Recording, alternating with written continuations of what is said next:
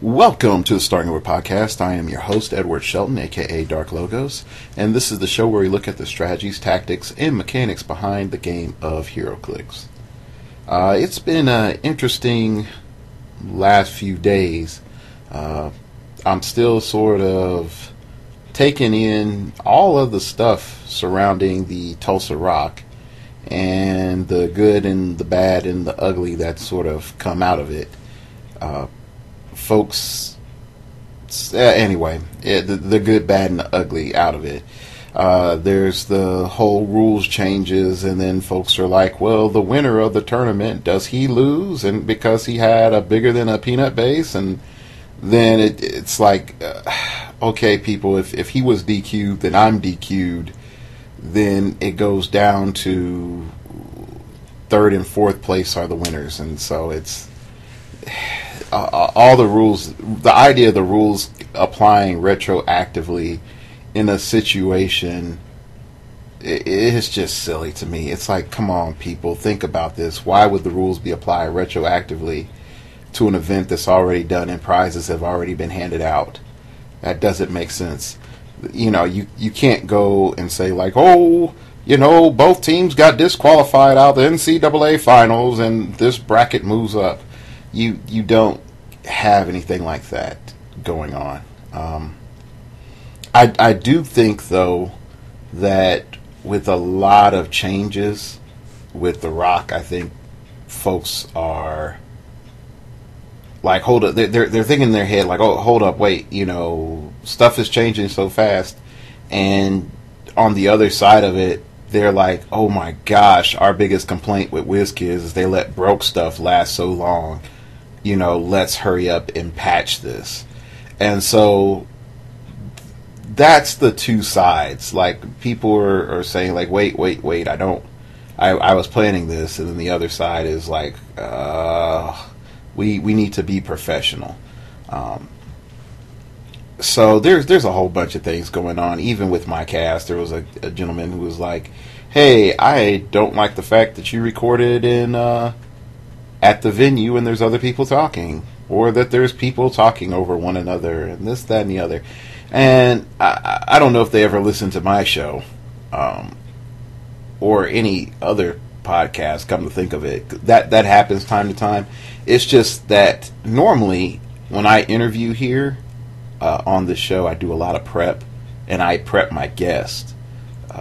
And you don't get to hear all that or see all that, and that's behind the scenes stuff. But anyway, that's I guess some people are so used to being on the consuming end that they never think about the production end, and that's a bit frustrating.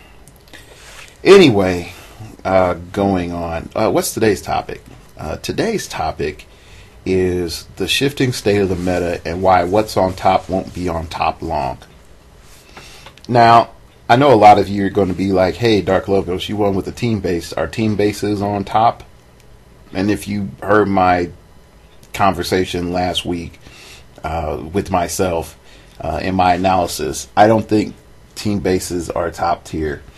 And I know there's and talking about somewhat of the bad, this guy named Surfer 13 on the Realms was arguing that pretty much that team bases are better than a standard team with no resources, and that they have an upper hand in the meta, and that team bases have an upper hand in the meta. And I'm like, not really.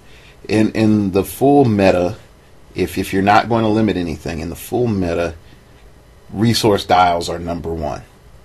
They are going to stay number one for a long time. The next thing is a team base does have some risk. And at 300, the risk is the weenies that you pop off are costed at full price, even though you're only getting 3 clicks out of them at most. Okay? There are a few team bases like New Mutants, like, well, yeah, they're a little bit ridiculous. But the guys that they pop off are costed at like 80-something points in sub 100. Sub 150, sorry. With Justice League or yeah, Justice League, Hellfire Club, X-Men. I mean, Shi'ar Imperial Guard. I mean, you have characters on there in the 300-point game. If you pop them off, you cannot pop anyone else off. If you pop off Gladiator in a 300-point game, you can pop him off and maybe Smasher or Hussar, but you can't have Gladiator and Warstar off. So, and then they're both of those characters are rather suck on rookie level. Really, on the team base, there are only like 2 characters that are decent for the Imperial Guard at rookie level in the 300-point round. No, not are they not rookies? Not rookie. It's like experience. Sorry, I think experience level there's like 4. So you really do need to know what you're doing at 300 points. It's not like whoop de doop de doo free win. And so I think the first element of us going into like what's on top is not really going to be on top for long. So let's get into what's on top so we can establish why they're going to be dethroned. What is on top of the meta right now, just through common appearance, a common appearance, conversation, and speculation. First is Absorbing Man. And I think we're starting to see that the king has no clothes. Really. I've played against one, and I've noticed that there was no Absorbing Man in top 16. So that says a lot. There was a Dracula in top 16 and no Absorbing Man. Like, really think about that. There was a Dracula and no Absorbing Man. Anyway, I digress. So, I mean, like, yeah, there's Dracula there. So that really means, I mean, really think. Like, really think about things, okay? How really diverse the meta is. And then also, if you can go and look at the Tulsa Rock, and it just says like Tulsa Rocks, and then it shows me in the picture and the winner with the picture, and me shaking the winner's hand, and a couple other people with their maps in there, looking dapper and all that other jazz. But also the guy with the Sinestro shirt is the guy that played Dracula, which is just so you know. The big thing that people look at, if you really look at it, is that there being no Absorbing Man matters, and here's why. First off, water map hoses Absorbing Man. Like it's just like why Master Mode never took off in the meta, because there was always that threat of being on Bizarre World map. Bizarre World map. That map hoses Master Mode. There's nothing he can do about it. There's no way he can maneuver through it. He's stuck. He is literally stuck. Him and Galactus and all the other big colossals, the 6x3s or whatever they are. So, what does that mean? Is it 8x3? I forgot how big they are. They're huge. So you can see, like, at 300-point meta, why those figures never took off. Those colossals never took off. Is that a map hoses them directly and hard, like a protester back during the civil rights era. That's how bad those maps that one map hoses them, and it takes them completely out of the meta, because if anyone ever wants to bomb that team, they will just play that map. And so that's the first thing with Absorbing Man. The second thing, I keep seeing all these people playing Absorbing Man with the Book of the Skull, which is like by far the worst thing that you can do, because if he gets hit with a light after he's absorbed a hammer, after he's picked up a hammer, I'm sorry, you have problems. Problem number one is Absorbing Man will lose his hammers that he's picked up, plus the other items that he's absorbed. So you've lost hammers. You just lose hammers. And the second thing is that you as a player have the ability to manipulate Absorbing Man's attack and damage value on your end. The one thing that's cool is with most mechanics and heroclix is that you, the controller, are the only one that's able to influence your figures 9 times out of 10. So if you perplex up your defense, yes, your opponents can perplex it back down, but they can't undo the fact that you perplexed up your defense. They have to put in effort really to shut it back down. By TKing an object into an absorbing man, and trust me, it's not that hard, people. You pretty much say, not only do I hit you, have a chance for you to roll damage on you to hurt you, but I also took away your buff that you invested 2 objects in, and if you had any relic on you, I took away those points too, and I win those points. So that's a big deal. Okay, so Absorbing Man, while annoying, he's not meta. And he will be dethroned, and a lot of people are going to realize that real soon. And I know someone's going to say, well, I put the Infinity Gauntlet on him, and he can get to godhood and all this other stuff. Why, yes, he can, but how long is that going to take? Just take a moment. How long is that going to take? And then what happens when your opponent kills all the rest of your team, and you just have Absorbing Man against the world? It doesn't work. I've seen it. It just doesn't work. Yeah. So that's the first thing. That's on the top of the meta, and that's gone. Cross that out. Okay. The next thing, and some people are going to say, like, how can you say this? Is M10 Iron Man. M10 is frustrating because he makes your book players pissed off, because he becomes a god among men when you're playing a book player. Against any other resource, he's not as strong. He has his advantages, but he's not as strong, and I want to emphasize that. And here's the main thing. If you go back to the last episode, I list off some teams that I thought about playing, and if you notice, I had a lot of utility belt. And it wasn't for the fact that utility belt was like automatically the Roxors. It was the fact that the utility belt limited the liability of the rest of my team. Period. You could have an M10 Iron Man on your team all you want, and I can still hurt him with the rest of my team. Oh, you're running the Book of the Skull? I'm just going to outwit your Impervious and hit you with somebody else. Oh yeah, he doesn't have outwit protection. So there's a lot of things right there that I'm not going to say the Emperor has no clothes, or in this case no armor, but really M10 Iron Man is about a meta. It's A grade meta. He's not S class anymore. Okay. And it's mainly because we have a diversity in resources. Not only that, the power plant proves that it can get around him, and that is bad. That is bad in a whole lot of ways. The impact beam just says, hey, guess what, homie, you take knockback damage. That's unavoidable, and guess what, knockback damage is not generated as damage from the relic or resource. It's its own thing. And because of that, I can be like, hey, homie, I got barrier, and I put barrier around you, and oh yeah, I use that impact beam, and oh my gosh, what's there? There's a wall. And oh, my knockback damage is penetrating. Have a good day. So M10 in a 300 point meta gets knocked off his top clicks way too easily. If you want to say, like, I play M10 at 225, yeah, go one man army that.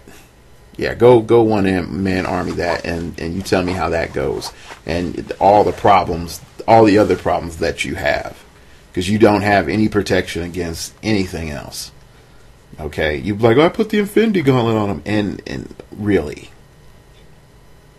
So you can do what else? Anyway, it's not the best stuff on the top of the meta. It's not S class. So is it? I'll give it.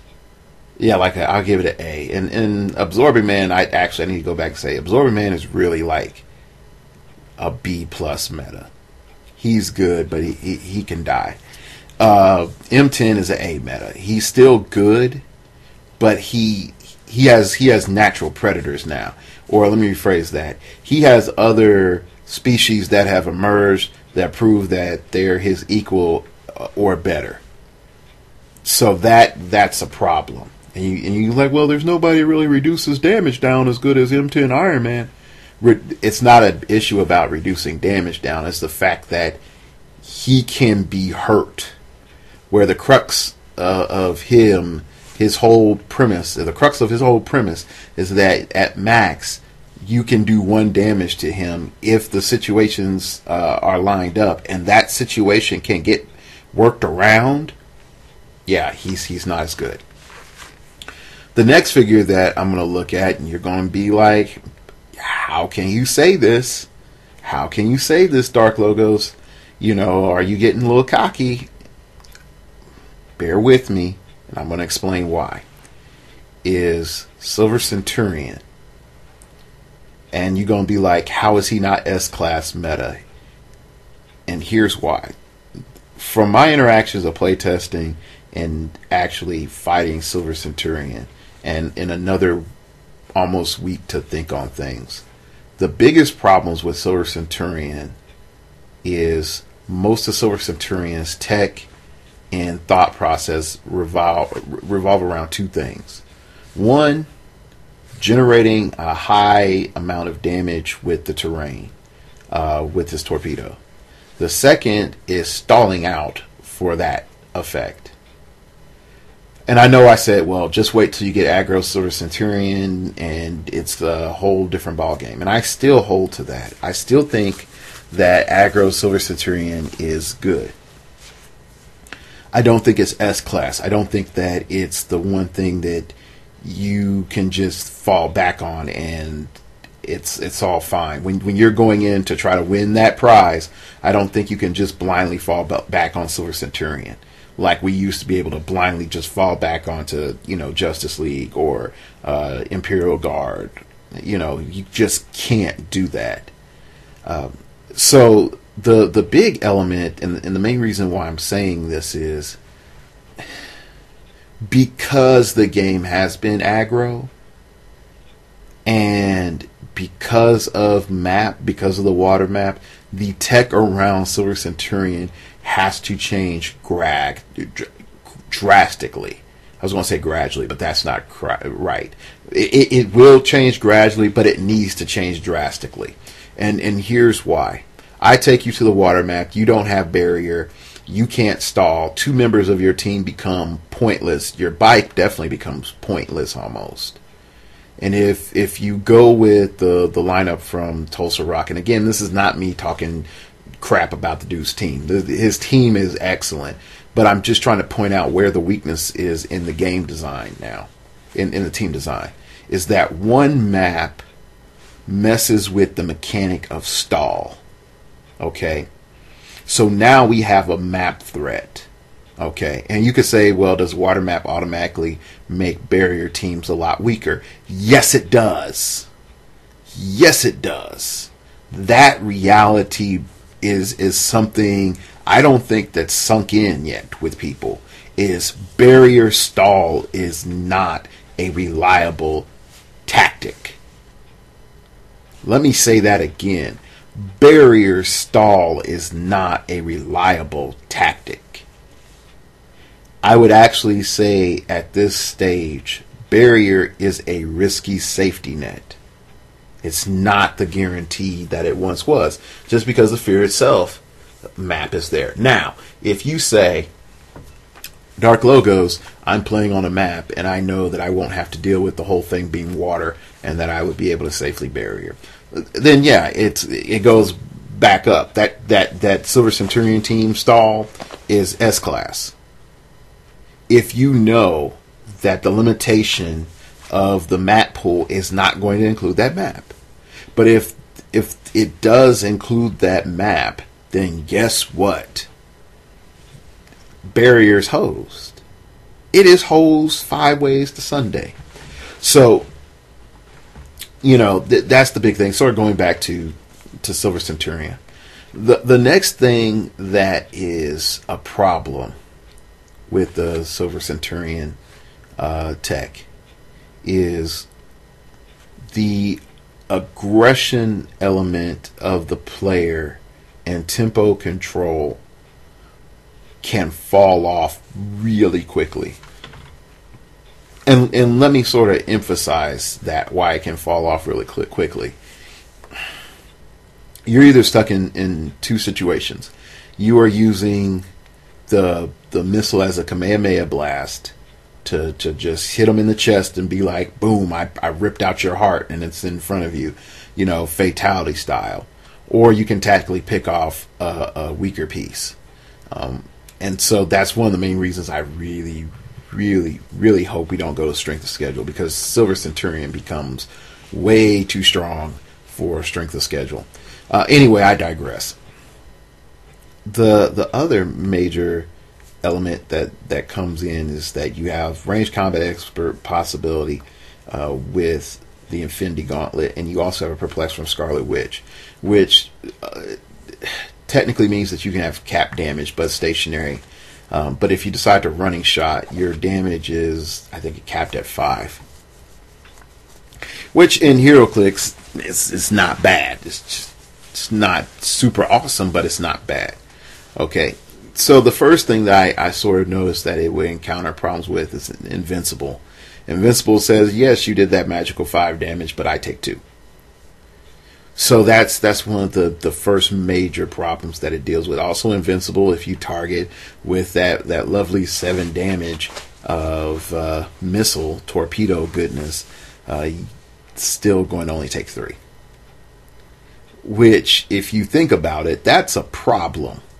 That's a problem. That's a lot of time, effort, and points. Because again, your cost of your Silver Centurion is factored in with that torpedo gaining exponential damage over time as the round progresses. Okay, so there's a problem if one standard power can just like, yep, nerf that. Okay, so there's some holes that are popping up. And again, I don't want to say like, the Emperor has no clothes or no armor, but really there are some elements for us to really think about when dealing with them. You could also say, well, like, look, Impervious, you still have a chance. I'm talking just static abilities, just like static. You can't, deal with the Invincible. If the power can't be countered, the Invincible is there. The other thing that is a bit interesting, just interesting, is that I admit I'm not on his hype train, and I'm starting to get there, is that standard 101, standard 1 A Iron Man. It can put in work. And the fact that you can get around Silver Centurion stall mechanics is a big deal. It's a real big deal. That you can just be like, in one shot, I bust your barrier and kill something. That's a problem. So the Silver Centurion tech is not S-class. It needs to change to get back. I would say it's A+. It's still good. A Silver Centurion team is not automatically out, as my game against one proves. Okay, but it does show that it needs to grow. It needs to grow a lot. And I don't know if that requires just different pieces, or looking at the power plant, or looking at, the bat signal. I mean, not the bat signal, the utility belt. Or even, hey, do you really need the bat cave with the bat computer? And I mean that realistically, because if you think about it, and I know some people are going to be like, oh my gosh, here he goes with that. He's on that stuff. How can the bat cave be worth something? Well, first off, the Batcave gives you a utility belt. So you get a utility belt. The next thing is, if you pay for the Bat computer, you get some added bonuses of having a dead man switch, and I'll get back to that later. Last but not least, you gain more powers, and you also negate other team abilities, that possibility of negating other team abilities on your opponent's side of the map, which at this stage is a good thing. And with a lot of DC stuff coming up, guess what? That's going to be a really, really good thing. So overall, I can see how that with Silver Centurion could be really ridiculous. Yeah, it could be really ridiculous. So, I mean, it's just something to think about. I'm not going to say that that's the end-all, be-all, but I do see where some interesting shenanigans could come in. So what's really causing a lot of these problems for the top meta? Well, first off is map. That all-water map just jacks with stuff. In Golden Age, that Aquaman that can pop up from one square into another and then just say, hey, I'm over here and smack you. That, and then can like pop back over somewhere else. Anyway, there's that. The second thing that really comes up is there are a lot of options of dealing with barrier that didn't exist before. With high attack values, we were sort of saying to ourselves, like, man, defensive numbers do not matter, powers matter. And then we start looking at Psychic Blast, and then we start looking at, why do I keep wanting to call it armor piercing? Precision Strike. Oh my gosh, that is like, this needs to be like the Starting Over podcast Coco game. I do not promote drinking, because we do have minors, but we need to have like the cocoa game where you go get yourself some cocoa, and you warm it up, and since it's still cold outside in some places, hopefully it's not like -13 where you're at, just take a sip of cocoa every time I forget to call Precision Strike what it is, and I want to call it armor piercing. Anyway, going on. we have all these impulse waves. So we have all these ways of getting around defensive powers. So our stats aren't worth anything, and our powers are starting to become crap. The only things that are left is traits and barrier. And you could say smoke cloud if you have stealth, but really pulse wave gets past stealth. And so barrier was sort of the last meta player's defense, if the hordes were coming. It was the Helm's Deep of powers.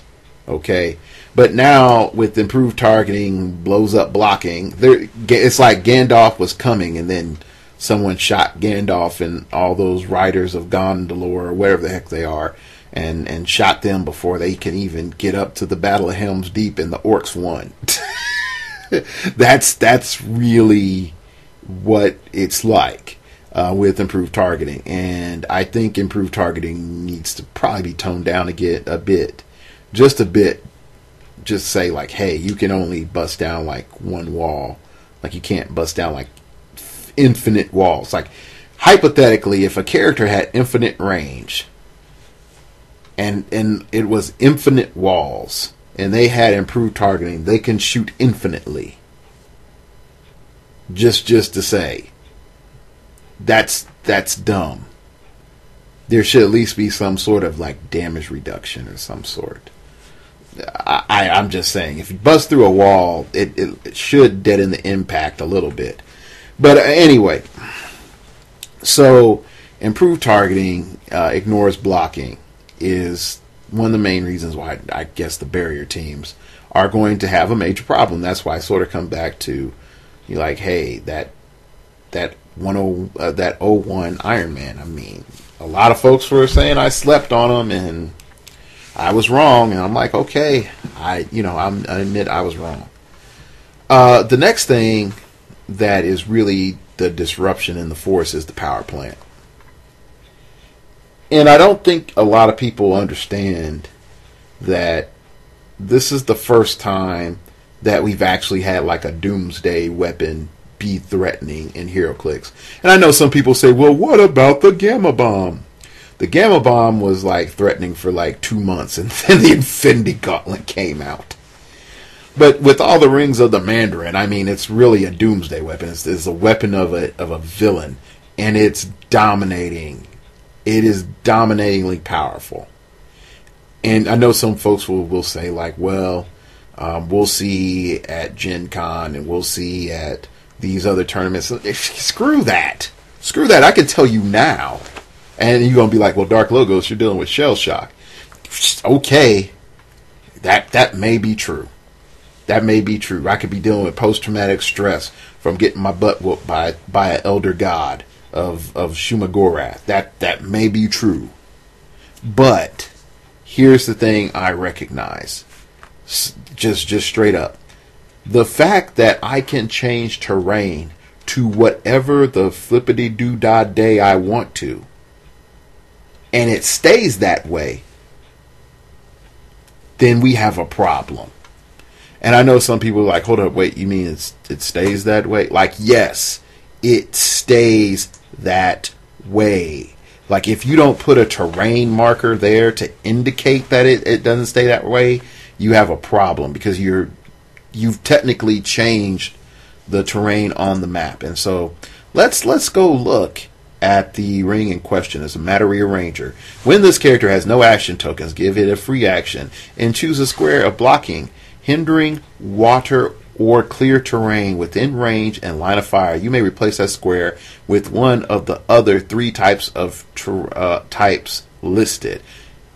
And it doesn't say, and this goes away at the end of the turn. It's permanent. Permanent. One more time for your mind. Permanent. Now, why is this also an issue? Okay. Since I've been talking about Aquaman so much, I'm going to go back to him if I can find him. I don't think he's DC 75th Aquaman. Or I could just be smart and just type Aquaman instead of just trying to dig to find him. Okay, so let's bring up some things. And I'm just going to bring these up just so that you can understand like what we're getting. Okay. Here we go. Brightest Day Aquaman. Tentacle Whip. When Aquaman occupies water terrain, he has a range value of 8. And his line of fire to other characters occupying water terrain is never blocked. Okay. So that's that Aquaman. And let's see. Telepathic communication. Aquaman can use perplex. Target character dolphin symbol. He can target himself when Aquaman uses perplex. Speed. Okay, here we go. When Aquaman uses perplex, friendly characters, he can target all friendly characters with dolphin or dolphin transport symbol within 10 squares. Oh, never mind. I thought that was the one that can like aqua punch. I guess it's Brightest Day. Yeah, I guess it's just Brightest Day that he just pops over and just says, hey, guess what? I just smacked you really hard. And yeah, tell the occupying water terrain is never blocked.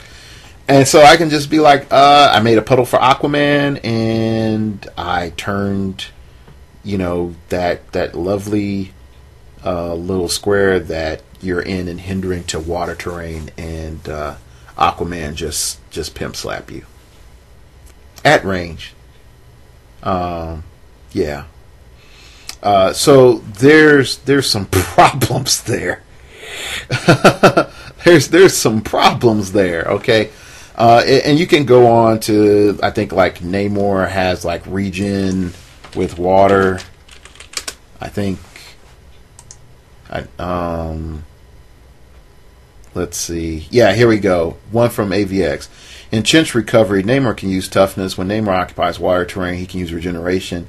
And when it's not your turn, opposing characters can't draw line of fire to him. Oh, wow. Namor is almost dead. I'm going to make this water terrain. He's invisible to you.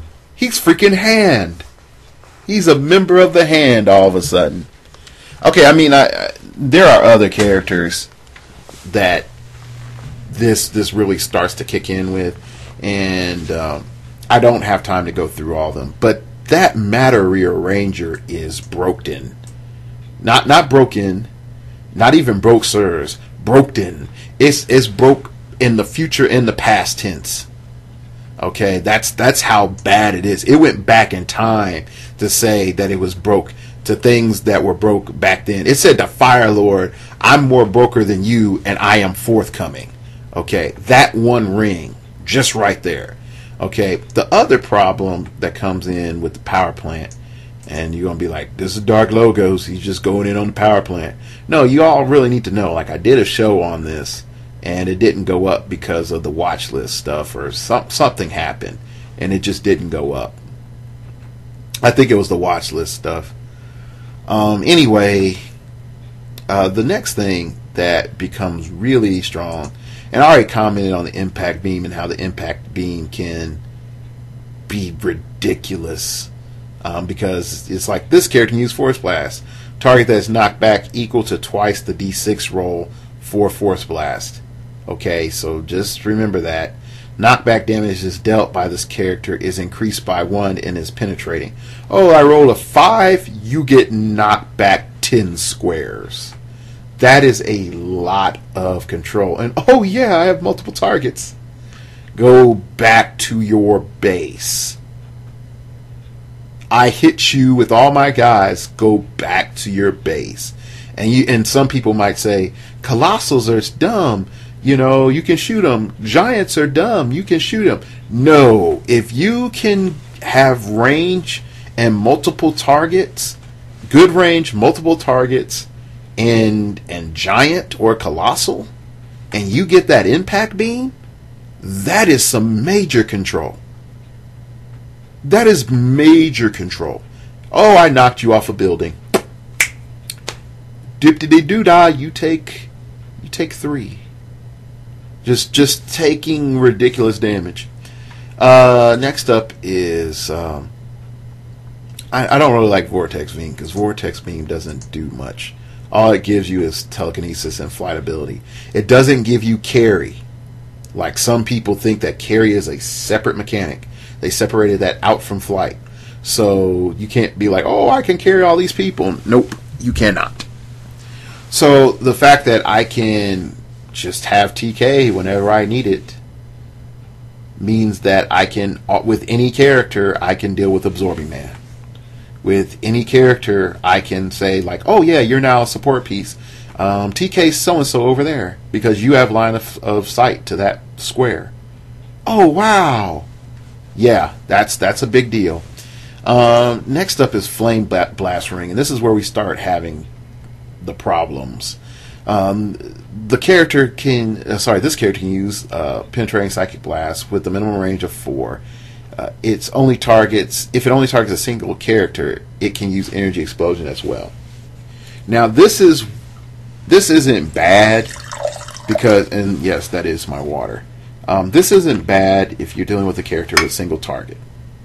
Just isn't bad. Yep, that's still my water. Still my water. You might be saying, is that a kettle? No, it's just an old glass container, which I recommend everybody use for their water. Don't use plastic containers, because over time water leaches PVC from a container, plastics, and it's a carcinogen in that, and that causes cancer. So definitely, if you have somebody that likes freezing plastic bottles with water in it, that's really, really bad for you. So that's your G.I. Joe moment, and because knowing is half the battle. Alright, going back to why this is a problem. Because if I Energy Explosion, and even though I shoot one target, and I have 3 targets, going to do 3 damage and splash. That's pretty strong. So all of a sudden, Hawkeye becomes a boss.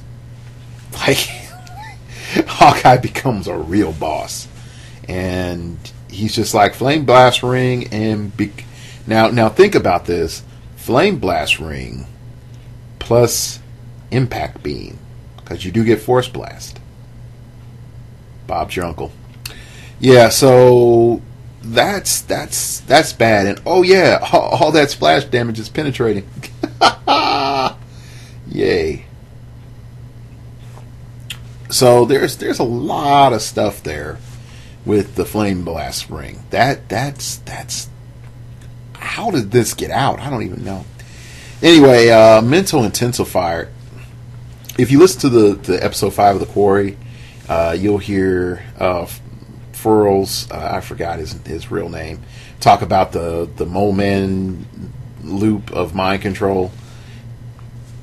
And that should never happen, but this is part of it. There's the other thing that comes in, is that you can mind control as a power action, then mind control as a free action with Brother Voodoo. So you could technically get 2 mind controls off in the game. Sorry, in a turn. And that's stupid. That's stupid. I'll say this. I like Brother Voodoo. I put Brother Voodoo on a lot of teams when he first came out, because he was underrated. No one really thought about him. He went for like $10 on eBay because people were stupid. Okay, I can admit when something is broken. That's not right. For him to mind control twice. Now note, the mind control with the ring, he would take feedback. Okay, he will take feedback from that. The free mind control he won't. So just keep that in mind. Anyway, says this character can use mind control. It can use it as free action. It doesn't have to. But may only target a single character that took damage from this character's attack this turn. So if you do get the Mento ring, you do have to deal damage and then mind control. So it means you're supposed to have like a slightly weaker character that you're mind controlling. But whatever. That's not always the case. Ice Blast ring. This character can use Barrier and Incapacitate. Not as strong as it used to be, but the Incapacitate, you can deal with a bunch of different characters, get around Mystics and whatnot. When it uses Incapacitate and hits, it may use Barrier as a free action, but may only place blocking terrain markers adjacent to the target. So you can block off other characters, but here's the thing. Let's say you're shooting a character, you have 8 range, the character that you're shooting is within 6 range. You can shoot somebody and then put them in and surround them in barrier. Yes, that's legal with this ring. So, yeah. Anyway, we already talked about Materia Ranger ring. Let's talk about Blacklight ring and why it goes for $30. This character can use Smoke Cloud as a free action. Most of the time, we don't care about that, but as a free action, that's pretty big. And here's why. Opposing characters that begin their turn in a square with one of these terrain markers placed by this ability modify their speed and range values by -2. This character and adjacent friendly characters can use stealth if they occupy a square with a terrain marker placed by this ability. Now here's where it gets interesting. Okay, you're already, if you're dumping this on your opponent already gets -1 to attack unless they have something like Superman or improved targeting or something like that. Okay, which would be improved targeting ignores hindering terrain, mind you. Okay, so you dump that penalty on them, and then you tell them, guess what, your speed and your range values are shorter by 2. So you technically manipulated -5 on your opponent's stats. The total 5 points that you have taken away from your opponent's stats just by using Smoke Cloud. Okay, that's strong. The next thing is friendly characters and adjacent. This character and adjacent. Now note it does say adjacent. Can't just be any characters. Adjacent friendly characters can use stealth if they occupy a square with a terrain marker placed by this ability. So they have to be next to them. And so all of a sudden, you have free stealth. Now, some people might say, well, there's going to be an off turn in which you can't use stealth, and that's fine. Even with Indomitable, yeah, there should be some off turns. But if you have leadership and able to take off, yeah, if you're just able to take off a token, then yeah, you don't have to worry about it. Or you deal with the fact that with the astrals with the smoke cloud, they just keep moving, and they're like, yay! Astral power, Doctor Strange, making it magic for all of you. And then, smoke clouding the whole team, and then your stealth. And then you just add Beta Ray Bill just for insult to injury and be like, yay! You can't draw a line of fire to us, period. Boom. GG!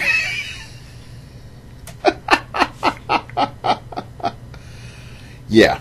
So yeah, there you can start to see where the brain is going. I love me some Beta Ray Bill. So yeah, there's I'm gonna punk somebody with that so hard. Beta Ray Bill and Blacklight Ring. They won't see it coming. Won't see it coming. Okay, so let's move on. Electroblast Ring, the other element that's stupid broke with the power plant. By itself, it's not that bad, but when you start looking at it with the freaking power plant, like, that's too strong. Okay, when making a ranged combat attack, so there is a limitation. Ranged combat attack, this character modifies its damage and range values by +1 and has an additional target. Okay, so it just says it has an additional target. Now, some of you might say, well, will this influence energy explosion? Well, I'm opening up my friendly pack right now. And here's what energy explosion says.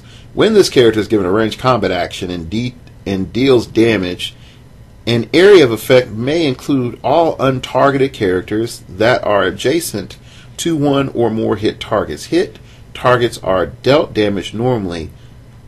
Other hit characters are dealt 1 damage for each printed lightning bolt on this character's base. So since it's not printed, you don't get more energy explosion damage. Okay? So I know some people will be like, oh. So yeah, you don't. But where does this matter? Okay? You're doing a ranged combat attack. Let's look at another power that we can use this with. Let's see. I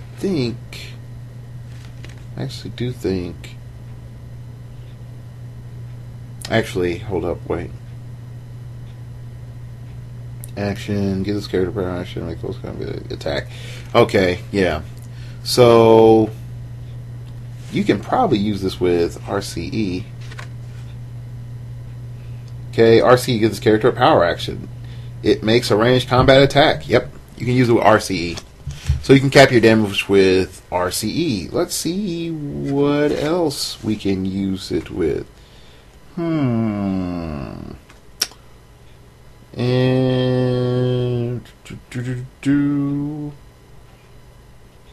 yep, you can use it with hypersonic speed. And nope, you can't use it with running shot. Because running shot gives you, when this character gives this character power action, half its speed value for the action. Move this character up to a speed value. It may be given a ranged combat action, not an attack, as a free action. So, ranged combat expert specifically says that you get a ranged combat attack. So, you can't use it with Psychic Blast either, which is sort of interesting. Curiouser and curiouser. Alright, let's see if it works with Precision Strike. Ha! I said it right this time. When this character makes an attack, it can't be evaded. Yep. So, it will work with Precision Strike. So that's interesting. That is real interesting. So, yeah. Let me act. You know what? There's one other thing. Nope. Won't work with Energy Explosion. I was hoping. Alright, yeah, so, yeah, you did just see me look at a pack. Hear me look at a pack. So, yeah, that's what I did. So, Electro Blast, it actually has a lot more limitations than what I thought. And yeah, if I knew that, it would only have changed a little bit on my last game. Only a little bit, because he still shot me for a ridiculous amount of damage. So anyway, those are some key things. And oh yeah, let's look at Disintegration Beam, what everybody is sort of salivating over. When this character hits an opposing character with a relic or resource assigned to it, or holding an object, and the attack roll is 10 or more. So again, you have to roll the dice, and they have to be 10 or more.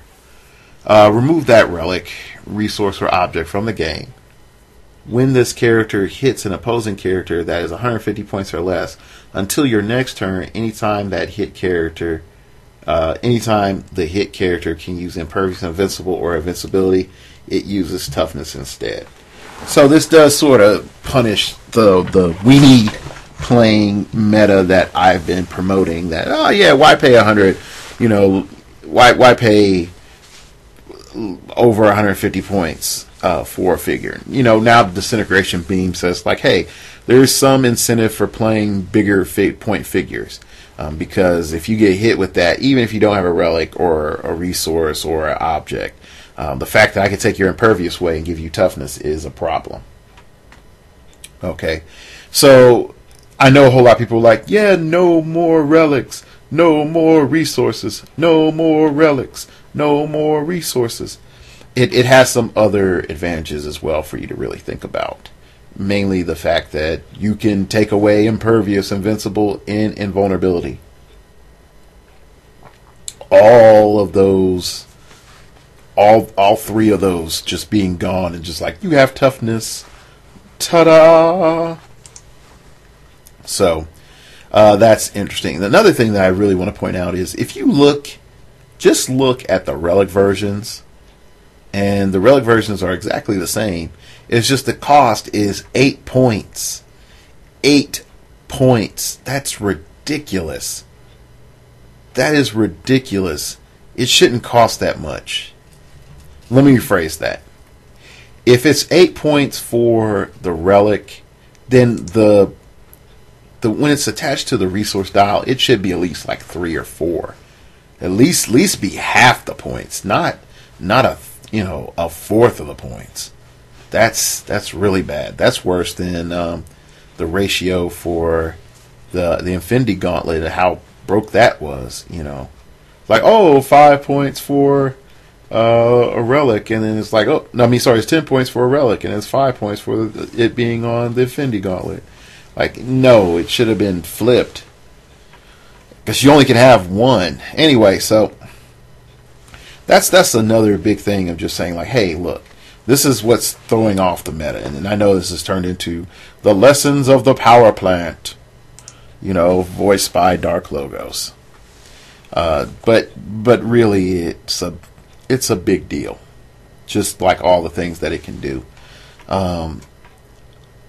I'm waiting for the Phoenix Force.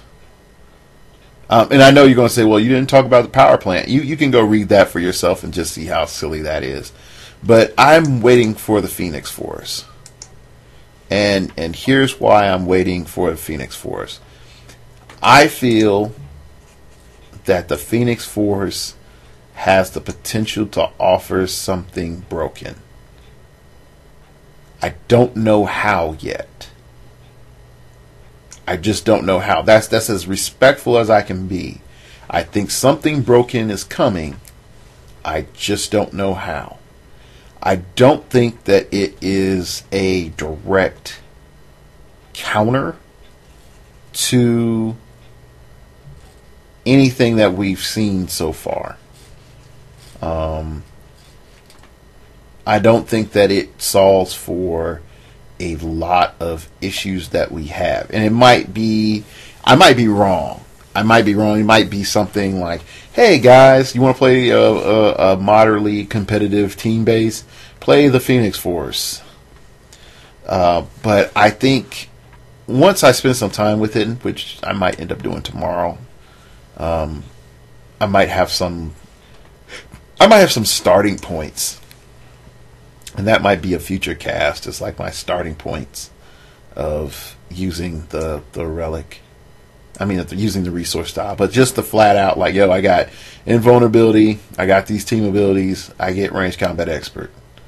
Like, that's really nice. Like, just to say, like, I got ranged combat expert now, bam, shoot you, and you know, that's it. Overall, something's coming with it. I don't know why I'm saying that. Something's coming. I don't know if it's going to be super S-class tier, but something's coming with that. So, anyway,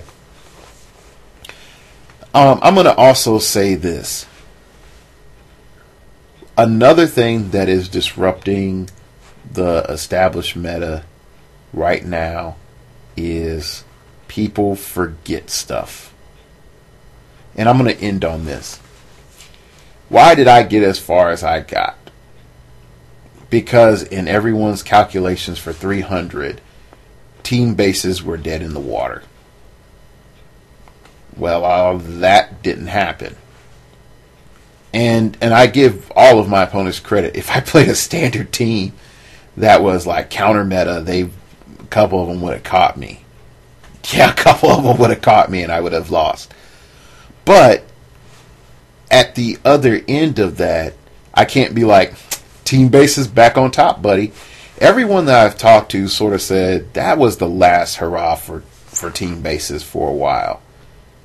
They're not Gen Con strong. They're not Dragon Con strong. They're not World strong.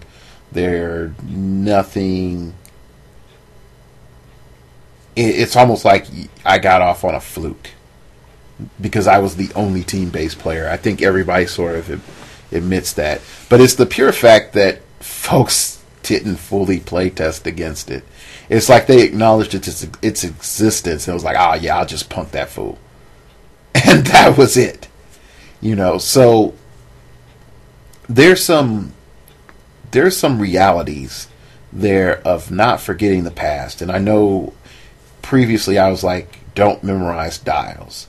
You know, just have a good grasp of how many clicks it is and, you know, some things that you want to keep in mind. I would actually just encourage folks, go back now and then and look at the figures that are on the edge of retirement, figures that are going to be retired.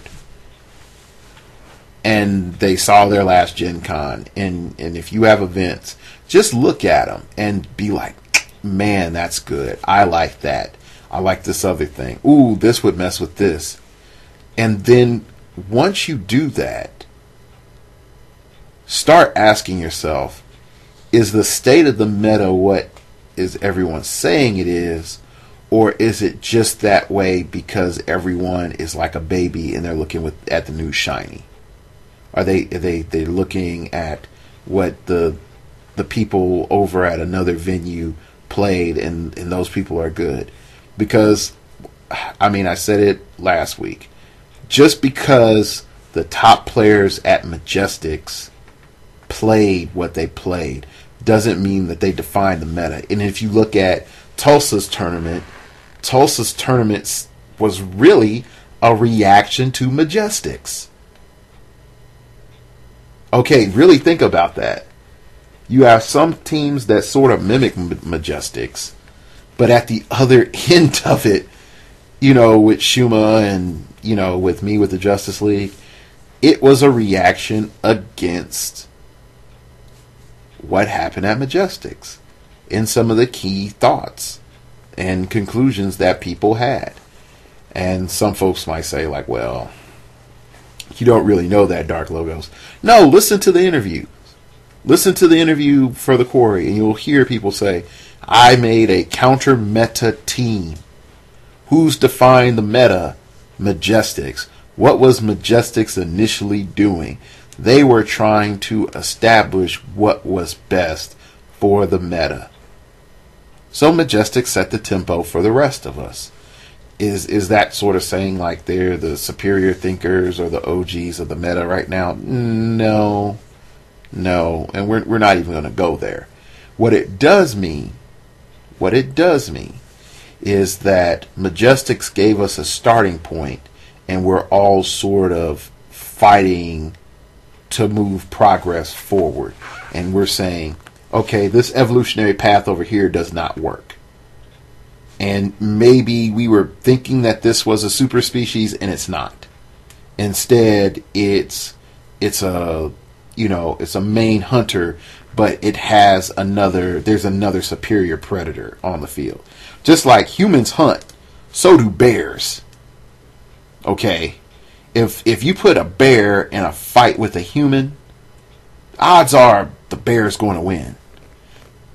What makes a human superior to the bear? The ability to create weapons and the ability to use weapons. If a human has a rifle and is enough distance between the bear, the human has the advantage. Take away that rifle, that human is dead. Okay? And I think that's what we're dealing with. It's easy to say point blank superiority, but we're not in anything that cut and dry yet.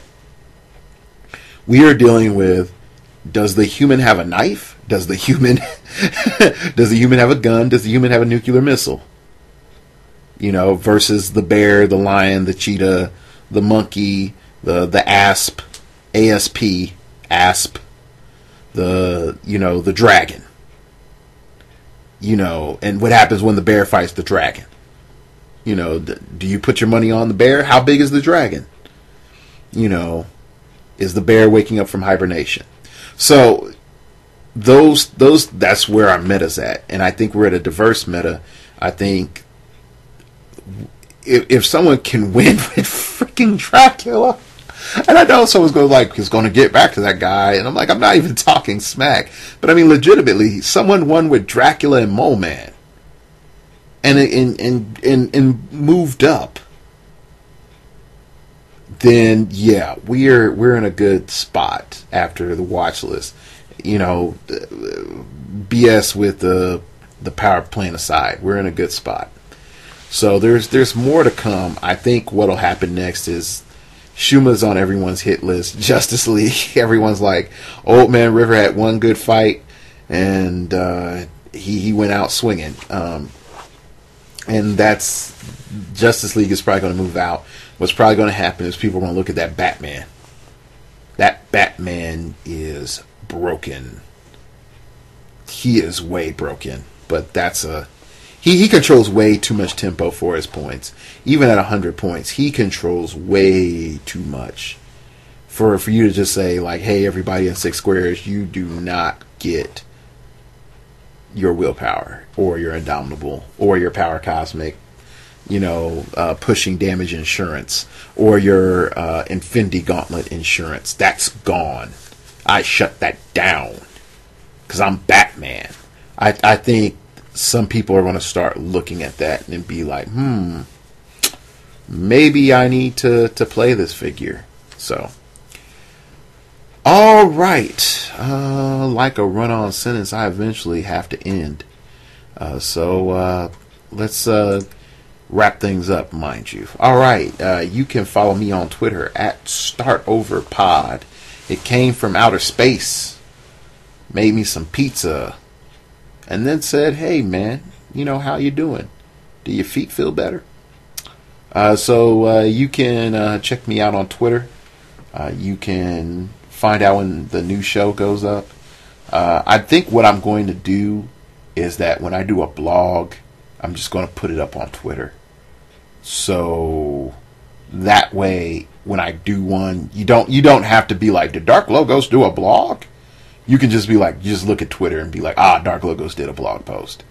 That way, I don't have to post every Monday, Wednesday, and Friday.